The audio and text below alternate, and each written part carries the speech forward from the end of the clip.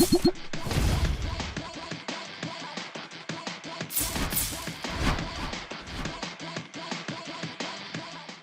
းလုံးပဲမင်္ဂလာပါရှင် Sherry ရဲ့ channel ကနေပြန်လည်ကြိုဆိုလိုက်ပါတယ်ဒီနေ့လည်း Sherry ကိုယ်တိုင်6နှစ်ကျော်အတွေ့အကြုံရှိတဲ့ကစားနည်းနဲ့ပတ်သက်ပြီးတော့ဒိုင်တွေကိုအနိုင်ယူတဲ့နည်းတွေကိုလာမျှဝေပေးရှင်လို့ပါရှင်ပြီးတော့ Sherry ကိုကြည့်ရှုပေးတဲ့ကိုမမတို့စီကနေစာရီ comment တွေတွေ့ရတိုင်းအရန်ကိုဝမ်းသာမိပါတယ်ရှင်ဒါတွေက Sherry အတွက်ကတော့ခွန်အားတစ်ခုဖြစ်စေလို့ပါနော်အဲ့ဒါကြောင့်ဒီနေ့လည်း Sherry နဲ့တူတူစောင့်ကြည့်ပေးပါအောင်နော်ဘယ်လိုဖဲပုံစံနဲ့အမျက်ဘယ်လိုရမလဲဆိုတာကိုတော့စောင့်ကြည့်ပေးပါအောင်ရှင်အတူတူကြည့်ပြီးတော့မှတူတူပြောတော့ကြမယ်နော်အစင်သစ်ဖြစ်ပြီဆိုရင်တော့စလိုက်ရအောင်ရှင်အရင်ဦးဆုံး Sherry ကတော့အနီဖက်ကိုပဲစထိုးလိုက်မယ်ရှင်စကောမှာကြည်ရတလောက်ဆိုရင်လည်းအနီထွက်ဖို့ကပိုများပါတယ်နော်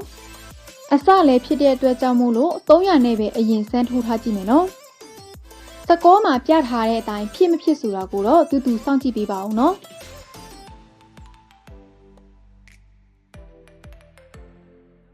ဖဲကတော့စားဖွင့်နေပါပြီရှင်အပြား3ပေါက်အနီ6ပေါက်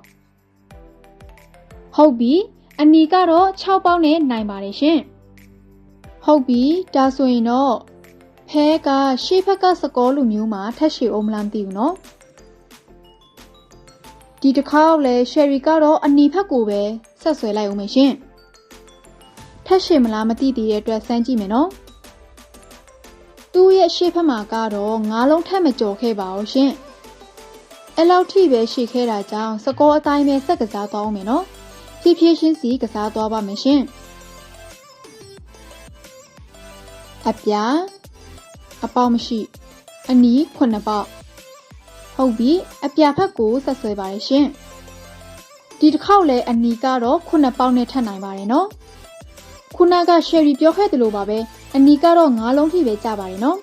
အဲ့ဒါကြောင့်ဒီတစ်ခေါက် Sherry အပြာဖက်ကိုထိုးလိုက်မယ်ရှင်ဖဲကိုစမ်းကျင်ဖက်ထိုးရှင်တာတော့မဟုတ်ပါဘူးနော်ဒါပေမဲ့စကောမှလည်း9လုံးပဲပြထားတာမို့လို့အဲ့ဒါကြောင့် Sherry ကဘက်ပြောင်းလိုက်တာပါရှင်ဒါကတော့ Sherry ရဲ့ကိုယ်ပိုင်အသွေးခေါ်လေးပါနော် Sherry ထင်ထားသလိုဖြစ်မလားဆိုတာကိုတော့တူတူစောင့်ကြည့်ပေးပါအောင်ရှင်ပြီးတော့အများပိုင်းကလည်းဒီလိုဖဲရှင်နေရင်စတိုက်ရှင်နေအောင်မယ်လို့ပဲတွေးတတ်ကြပါတယ်အရှိဘက်ကစကောရဲ့ပုံစံကိုလည်းမကြည့်မိတော့တာလည်းဖြစ်တတ်ပါတယ်ရှင်ဟုတ်ပြီ Sherry ထိုးထားတဲ့ဖက်က9ပေါက်နဲ့နိုင်ပါတယ်နော်ဖဲကစားတဲ့ချိန်မှာဆိုရင်အကန့်တက်ထားပြီးတော့မှကစားပါတယ်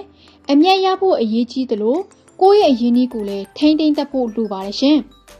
ဖဲရဲ့ပုံစံနဲ့ဖဲရဲ့အရှင်တွေကိုလည်းကြည့်ရင်းနဲ့ဖြည်းဖြည်းချင်းကစားသွားပါတယ်ရှင်ပြီးတော့ Sherry နောက်ထပ်ပြောပြရှင်တာကဖဲကစားတဲ့ချိန်မှာဆိုရင်အလောတကြီးမကစားပါနဲ့နော်အမျက်တွေရဖို့အတွက်နဲ့လောင်းကြီးတွေကိုအများကြီးမလောင်းလိုက်ပါနဲ့ရှင်ပြီးတော့အမျက်ရလာရင်လည်းတေချာလေးတိမ့်ထားဖို့အရေးကြီးပါတယ်နော် Sherry ထိုးထားတဲ့ဖဲကိုပြန်ကြည့်ကြရအောင်ရှင်အပြား6ပေါက်နဲ့ထပ်နိုင်ပါတယ်နော်အခုလို Sherry နဲ့အတူအားပေးပြီးကြည့်ရှုပေးတဲ့အတွက် Sherry အရန်ကိုဝမ်းသာပြီးတီးဖြစ်ရပါတယ်ရှင်တကယ်လို့အကိုတို့လည်းအခုလိုကစားရတာစိတ်နစ်သက်တယ်ဆိုရင်လည်း Sherry ရဲ့ channel လေးကို subscribe လေးလုပ်ထားပေးဖို့မမေ့ပါနဲ့နော်ပြီးတော့ Sherry ရဲ့နောက်ဗီဒီယိုအသစ်တွေကိုလည်းအဆက်မပြတ် update လုပ်ပေးမှာမို့လို့ Sherry ရဲ့ account လေးကို follow လေးလုပ်ပေးသွားပါအောင်နော်ကဲ Sherry ထိုးထားတဲ့ဖဲကိုပြန်ကြည့်ရအောင်ရှင်အပြား9ပေါက်အနီး4ပေါက်အနီးဖက်ကိုဆက်ဆွဲပါရရှင်ဟုတ်ပြီဒီတစ်ခေါက်ကလည်း Sherry အမျက်ထက်ရပါတယ်ရှင်ဒီနေ့ကတော့ဒီလောက်နဲ့ပဲရပ်လိုက်တော့မယ်ရှင်နောက်ဗီဒီယိုမှာထပ်တွေ့ကြမယ်နော်အားလုံးပဲနှစ်သက်မှာကံကောင်းရှင်းတွေနဲ့စိတ်ချမ်းသာကိုကျမ်းမာကြပါစေလို့ Sherry စုမုံကောင်းတောင်းပေးလိုက်ပါရရှင်